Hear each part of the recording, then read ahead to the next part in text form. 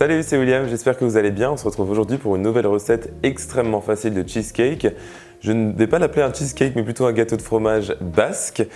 Il s'agit d'un gâteau qui provient en fait de Saint-Sébastien, du coup dans le Pays Basque, mais espagnol, et qui fait fureur en ce moment aux États-Unis. Et je me suis dit que cette recette allait forcément vous plaire aussi en France.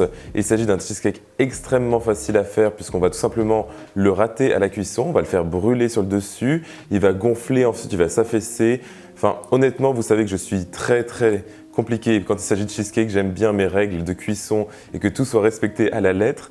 Du coup, cette recette est assez frustrante de ce point de vue. Mais finalement, on a un résultat super léger, crémeux et qui plaît à tout le monde. Donc c'est parti, on va tout de suite s'attaquer à notre crème pour notre cheesecake basque. Pour notre cheesecake basque, nous n'allons pas faire de base biscuitée.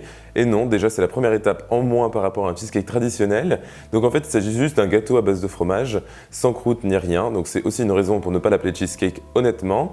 Mais on va tout de suite du coup commencer par notre cream cheese. Ici j'utilise du Philadelphia traditionnel. Mais vous pouvez bien sûr utiliser du fromage frais de brebis par exemple, ce qui ferait très basque d'ailleurs. Mais j'ai préféré rester traditionnel en faisant un bon Philadelphia que je vais tout de suite crémer avec mon KitchenAid pendant environ 1 à 2 minutes juste pour le ramollir un peu. Comme tout cheesecake, c'est très important que vos ingrédients soient à température ambiante quand vous préparez la recette. Et ensuite, je vais ajouter dans mon Philadelphia notre sucre blanc et notre extrait naturel de vanille ici en poudre. Mais bien sûr, vous pouvez utiliser liquide et je mélange à nouveau.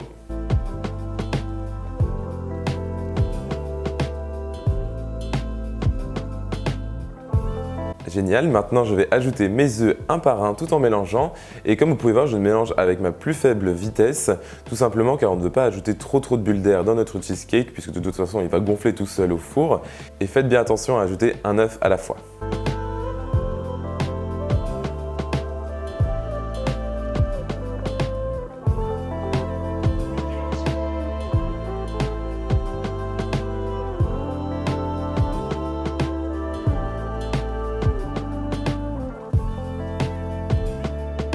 Tous nos œufs sont bien incorporés, donc maintenant on va ajouter un petit peu de farine puisque sinon l'appareil serait beaucoup trop liquide et je vais la tamiser pour éviter d'avoir des grumeaux, mais de toute façon nos grumeaux vont se dissoudre dans l'appareil donc c'est pas si grave que ça si vous en avez et ensuite on ajoutera la crème.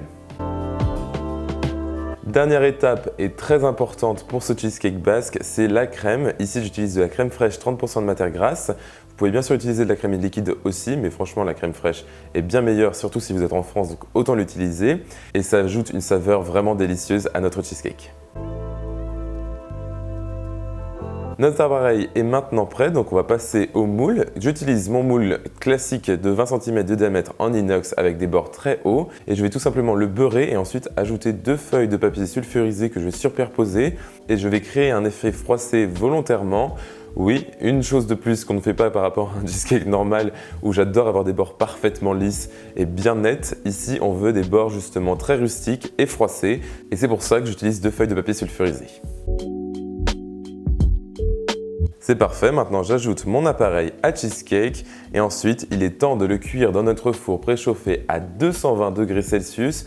Oui, c'est très fort mais il faut qu'il brûle de toute façon puisque c'est un cheesecake brûlé et je vais le faire cuire pendant environ 40 minutes et ensuite je vais mettre un petit peu de grill pendant 5 minutes juste pour être sûr que ce soit vraiment doré sur le dessus. Si jamais le vôtre dort trop vite à cause de votre four, bien sûr vous n'avez pas besoin de passer à l'étape du grill et comme vous pouvez voir je n'utilise pas de bain-marie. Et aussi, une fois que votre cheesecake sera prêt, vous verrez qu'il sera très mou comme un flan, presque pas cuit justement et c'est très important. Et ensuite, vous allez le remettre dans le four avec la porte entrouverte pour le laisser refroidir environ 30 minutes. Et ensuite, vous pouvez le mettre directement au réfrigérateur. Pas besoin de se prendre la tête avec le refroidissement justement, puisque ce cheesecake est très facile à faire. On le cuit, on le fait refroidir un petit peu et ensuite au réfrigérateur. Moi, je vais le laisser toute une nuit pour vous faire une découpe plus nette et précise pour les photos et surtout car j'aime mes cheesecakes un petit peu plus denses, mais vous pouvez très bien le manger à température ambiante aussi et il sera encore plus léger.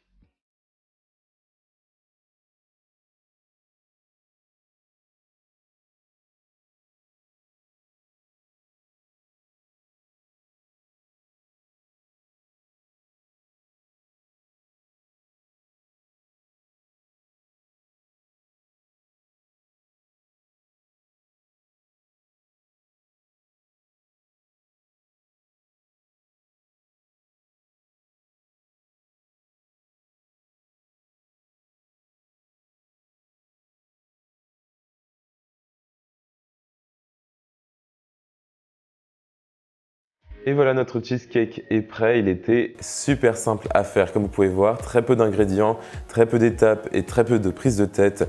On est très reposé dans cette vidéo aujourd'hui. Ça change de mes cheesecakes habituels où je me prends souvent un peu la tête, mais ça vaut toujours le coup, ça c'est sûr. Retrouvez la recette complète sur mon site internet williamskitchenblog.com ainsi que mes réseaux sociaux, Facebook, Twitter et Instagram. Tous les liens sont en dessous de cette vidéo sous ma petite tête et vous pouvez aussi laisser un commentaire, un like et vous abonner à ma chaîne YouTube si jamais cette vidéo vous a plu pour retrouver toutes mes nouvelles recettes et on se retrouve très vite la semaine prochaine pour une nouvelle recette tout aussi bonne. Salut!